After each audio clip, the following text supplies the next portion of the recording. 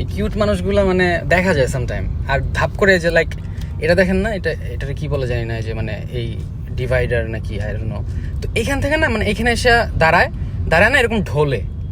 তো আমি বুঝি না, আমি যখন এই সাইড দিয়ে যাবো, এই যে মানে এই একদম ঘেসে যাব, তখন কি করব? আমার ভয়ে থাকা উচিত না যে এই লোকটা ঢুলে কি এদিক পড়বে নাকি ওই দিক পড়বে না, কি করবে? মানে আমি না মানে এই কিউট মানুষের মানে খুবই বিরক্ত কিউট মানুষদের জন্য। আমি অ্যাজ আ ড্রাইভার তো এই জিনিসটা আর কি অনেক ফেস করি। মানুষ ওই দিকে তাকায় এদিকে যায় হাঁটে, মানে খুবই ডিসঅ্যাপয়েন্টেড এইটাই আর কি। বাট দিন শেষে আমরা যারা গাড়ি চালাই আমরা ড্রাইভার মানুষ, অবভিয়াসলি।